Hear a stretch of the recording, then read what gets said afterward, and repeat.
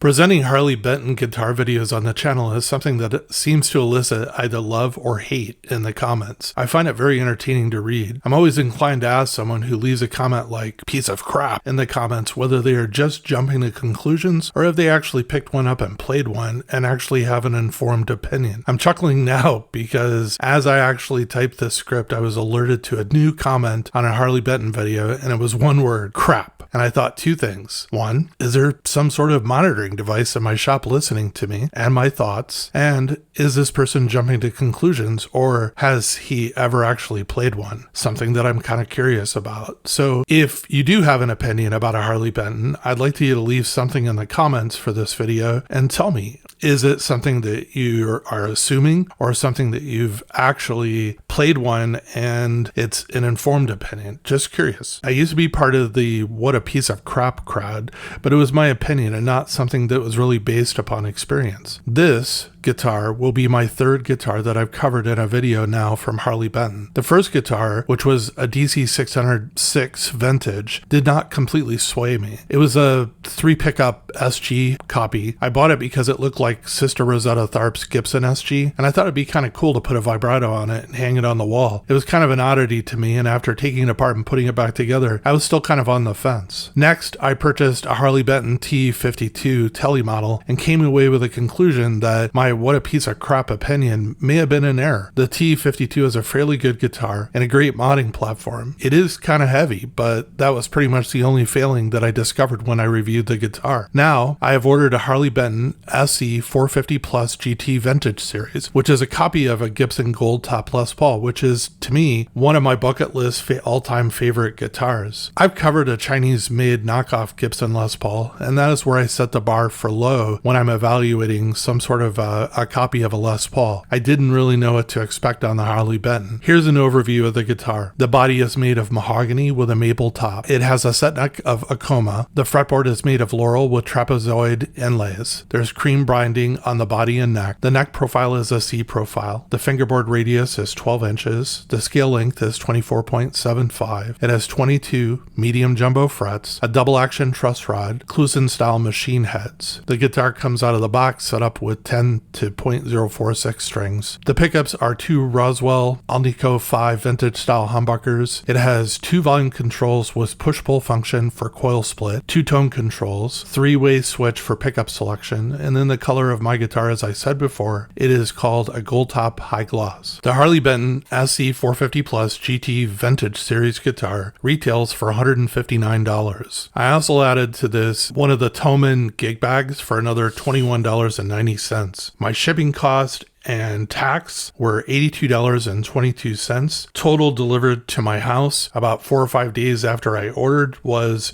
$263.12. My opinions on the guitar are, this is the very first time in a long time that I've checked for fret level on a guitar and found not one single instance of fret rocking anywhere on the fretboard. I've done this on about 30 plus new guitars of various price points and manufacturers in the past 3 months, so I think that's a pretty good sampling. I was really surprised to find that on this guitar. The sides of the frets are pretty good for a guitar below $1,000. The neck plays well without any string buzz. When the scale finally settled and locked onto a weight, the guitar weighed in at 8 pounds 15 ounces, so basically 9 pounds. Not bad for a Les Paul type guitar. The overall finish of this guitar, in my opinion, is awesome. I'm really impressed with the body top, back of the body, and the neck. It is overall really nice. Granted, it's a poly finish and not nitro, but you kind of get what you pay for. The gold color is a little bit different than a Gibson, but still very attractive. The inlays of the neck are not sloppy and do not have gaps anywhere that I could see. Out of the box,